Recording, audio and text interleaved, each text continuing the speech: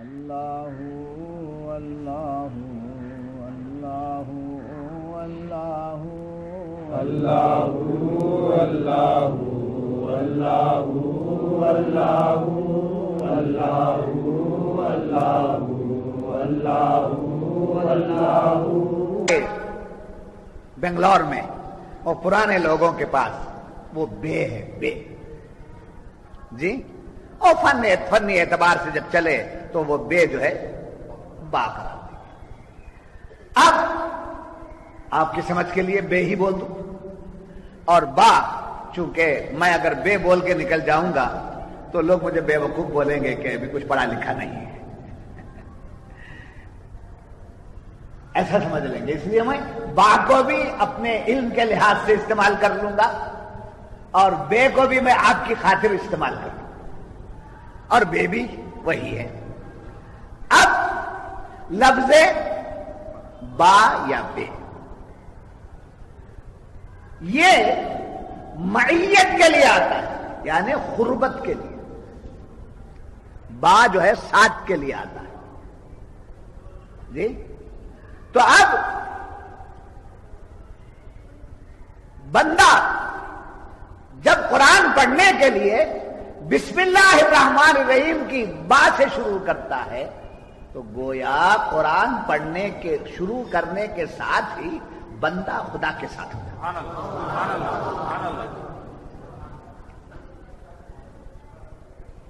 خدا کے ساتھ ہو گیا. لفظ با پڑھا معیت.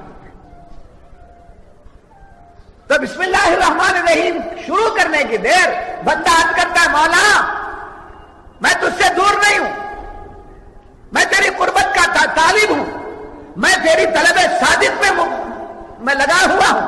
تو جب بندہ طلب صادق لے کر آتا ہے تو اس کا پروف کیا ہے کہ یہ طلب صادق رکھا ہے، یہ سچی طلب رکھا ہے، یہ قربت چاہتا ہے. تو قربت چاہنے کے لیے بندہ کیا پڑھتا ہے؟ بسم اللہ الرحمن الرحیم کی با سے شروع کرتا ہے.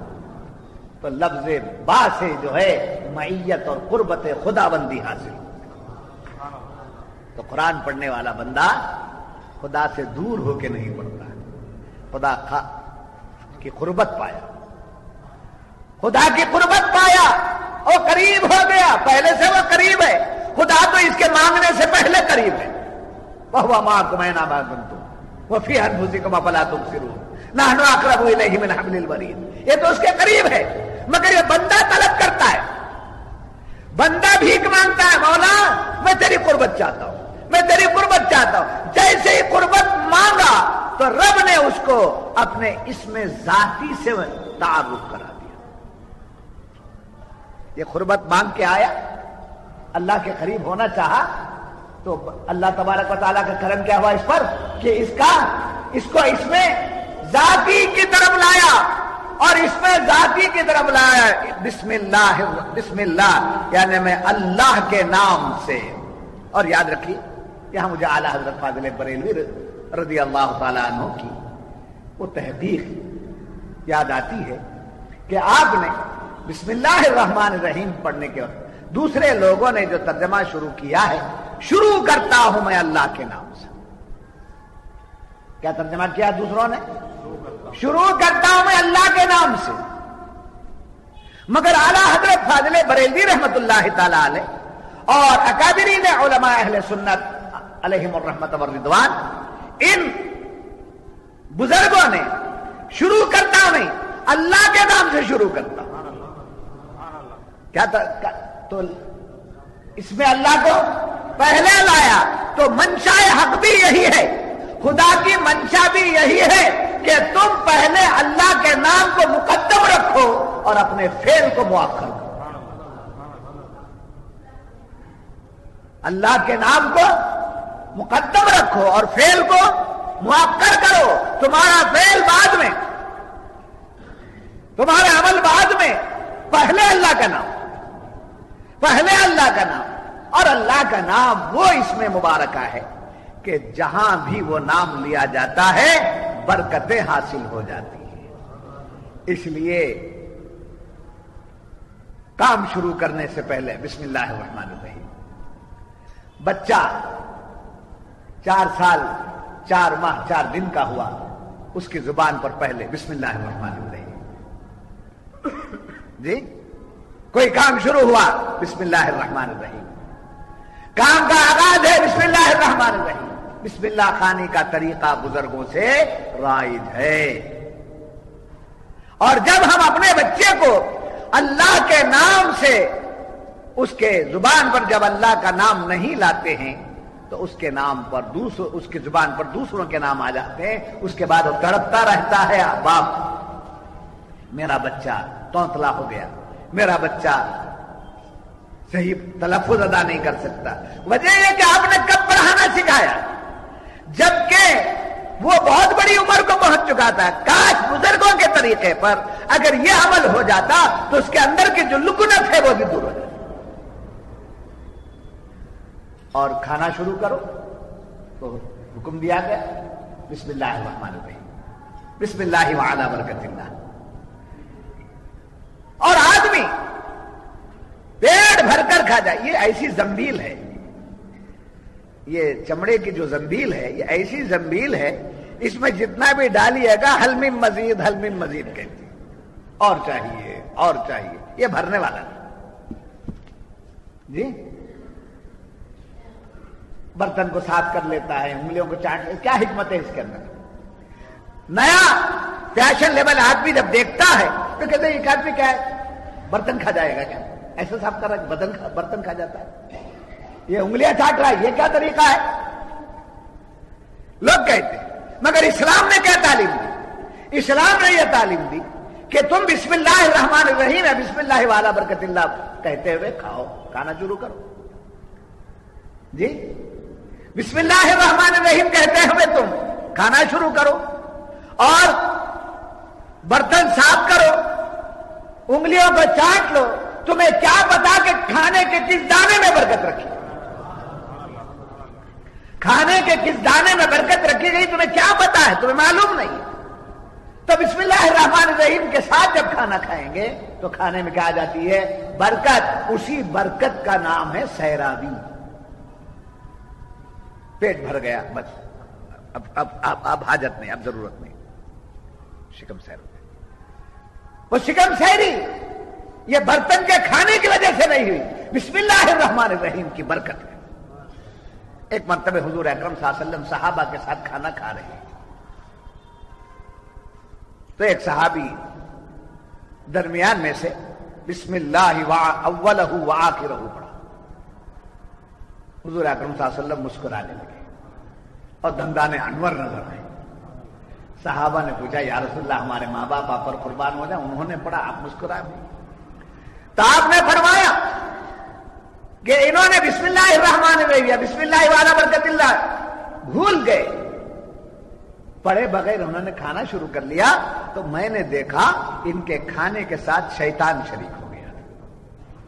اور جب میں نے ان کو دیکھا کہ بسم اللہ اول و آخر پڑھ رہے ہیں تو اس کے ساتھ شیطان جو کچھ کھایا تھا وہ نکال کر کے باہر چلا.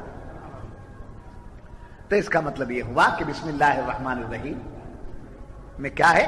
برکت ہے. جب یہ بات معلوم ہوئی، طلب صادق ہے، اس میں بندہ طلب صادق کرتا ہے. یاد رکھیے صوفیہ نے بڑا پیارا نقطہ بتایا ہے. بسم اللہ الرحمن الرحیم کی جب با لکھتے ہیں، سمجھے، بعض با الف لکھ کر نیچے نقطہ دیتے ہیں، سمجھے، با الف کو ساکن کر کے، سمجھے، بے اور سین لکھتے ہیں. یہ با الف کے ساتھ لکھنے والوں نے یہ کہا کہ یہ کیا ہے؟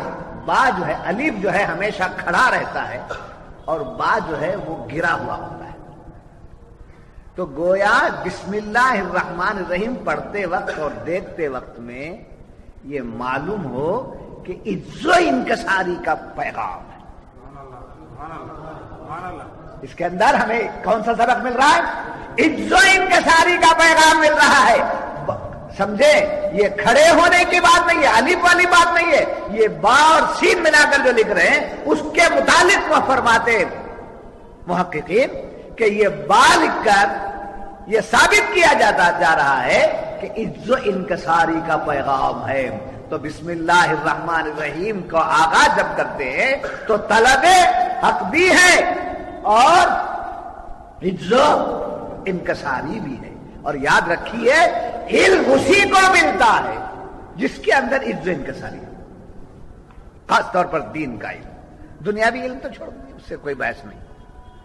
دینی علم اسی کو حاصل ہوتا ہے جس کے اندر انکساری ہوگی، جس کے اندر عاجزی ہوگی، جس کے اندر اپنے استاد کا احترام ہوگا، جس کے اندر اپنے شیخ کی عظمت ہوگی، اسی کو علم حاصل ہوتا ہے. ورنہ کتابیں پڑھ لینے کے باوجود کتابوں کی جگہ رہیں گے.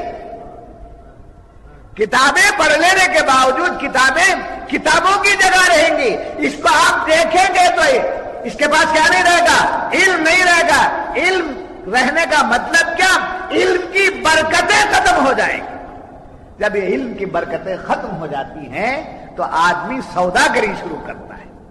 علم کی برکتیں جب ختم ہو جاتی ہیں تو تجارت شروع کرتا ہے. علم کی برکتیں جب ختم ہو جاتی ہیں غیروں کو حضرت جاہلوں کو حضرت پکارنے لگتا ہے. تو یہ تمام چیزیں کس وجہ سے ہے؟ علم کی برکتیں نہ ہونے کی وجہ سے.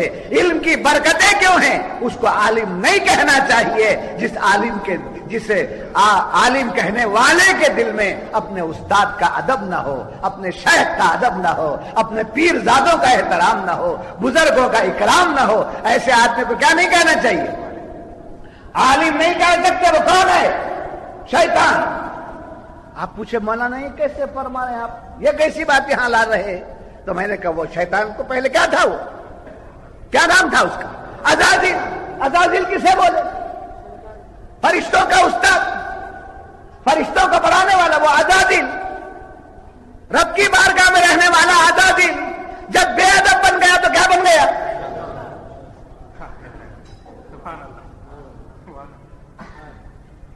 سمجھے؟ بے ادب ہو گیا تو شیطان ہو گیا. شیخ محترم کی نسبت ہو کوئی بھی سلسلہ، میں ایک ہی سلسلے کی گفتگو نہیں کرتا ہوں، تمام مریدین کے لیے اپنے شیخ عظیم ہیں، اپنے شیخ محترم ہیں. کسی بھی شیخ کا مرید اپنے شیخ کا احترام نہیں کرتا ہے تو کیا ہے؟ شیطان. کوئی بھی مدرسے کا پڑھا ہوا ہو اپنے استاد کا احترام نہیں کرتا ہے تو اب مجھے آپ خود اندازہ لگا لیجیے. اور شیطان کو دیکھنے کے لیے کہیں اور جگہ جانے کی ضرورت، لوگ کشمور چلے جاتے ہیں، لوگ مرحم اللہ چلے جاتے ہیں، کہاں چلے جاتے ہیں، مگر یہی شیطان ہے. استاد کا بے ادب شیطان، پیر کا بے ادب شیطان، غوث کا بے ادب شیطان، نبی کا بے ادب شیطان. ان تمام خیالات سے اپنے کو بچا کے چلنے والا ہی صاحب ایمان ہے. تو بسم اللہ الرحمن الرحیم کی بات ہے معیت اور قربت، اور اس کے اندر کیا ہے؟ عز و انکساری. ہم نے ان آنکھوں سے اللہ نے وہ دن ہمیں دکھائے، ہم نے دیکھا ہے. بزرگوں کا ادب کرنے والوں کو ہم نے آنکھوں سے دیکھا. یہاں تک کہ میرے شیخ محترم کو میں نے ماتھے کی آنکھوں سے اپنے شیخ کا احترام کرتے ہوئے میں نے دیکھا ہے، اور اپنے استاد گرامی کا احترام کرتے ہوئے میں نے آنکھوں سے دیکھا ہے. ہم نے سن کر کے احترام نہیں سیکھا ہے، ہم نے دیکھ کر کے احترام سیکھا. انہوں نے صحبت میں لے کر کے جو ہے ہمیں نوازا ہے، اور آج بھی جو مل رہا ہے انہی کے در کی بھیک ہے، انہی کے در کی خیرات ہے جو ہمیں مل رہی ہے. تو میں عرض کر رہا تھا بسم اللہ الرحمن الرحیم. ہائے جب یہ بات معلوم ہوئی، اس کے اندر 3 نام ہیں. بسم اللہ الرحمن الرحیم میں کتنے نام ہیں؟ کیا کیا ہے؟ اللہ، رحمان، رحیم. یہ 3 نام. یہ 3 نام میں رحمان، بسم اللہ الرحمن، سمجھے؟ رحمان کسے بڑا مہربان، کیا ہے؟ بڑا مہربان. رحیم نہایت رحم کرنے والا. دوسرا معنی کیا نکلتا ہے؟ مانگنے بن مانگے دینے والا. صفت رحمان کی تجلی بن مانگے دینے والی اور رحیم کی تجلی مانگنے پر دینا. تو مولا تبارک و تعالی بن مانگے بھی عطا فرماتا ہے اور مانگنے پر اور زیادہ عطا فرماتا ہے. یہ دونوں چیزیں تجلیات یہاں لائی گئی. بسم اللہ الرحمن الرحیم، اللہ کے نام سے شروع کرتا ہوں جو بڑا مہربان نہایت رحم والا ہے. اور جیسے اللہ کا اسم وصفی، اسم ذاتی، وہ اپنی ذات میں، اپنے صفات میں، اپنے افعال میں، اپنے آثار میں وحدہ لا شریک. کتنے بجے شروع ہوا؟ اپنی ذات، اپنے صفات، اپنے افعال میں، آثار میں وحدہ لا شریک. اب جب اللہ کا نام لیا جائے، اللہ کا نام لیا جائے تو اس کا کوئی شریک نہیں، اور کسی کو اللہ صاحب نہیں پکار سکتے. جی کیا نہیں کر سکتے؟ اللہ صاحب نہیں بول سکتے. توبہ کرنا 1000 مرتبہ. ٹھیک، اللہ تبارک و تعالی، اللہ جل جلالہ، اللہ رب العزت. سمجھے؟ اب کسی کا نام اگر رکھا جائے اللہ کے نام کی نسبت سے تو اس کو کیا کہنا چاہیے؟ عبداللہ. کیا کہنا چاہیے؟ عبداللہ. اور جب صفت سے جوڑا جائے رحمان صاحب، رحیم صاحب، کریم صاحب، یہ بھی نہیں کہنا چاہیے، اس لیے کہ وہ اس کا نام ہے، بے ادبی سے نہیں لیا جا سکتا، نسبت جوڑنا چاہیے. کیا ہے؟ عبد الرحمان. کیا ہے؟ عبد الرحمان، عبد الرحیم، عبد الکریم، عبد الستار، عبد الغفار.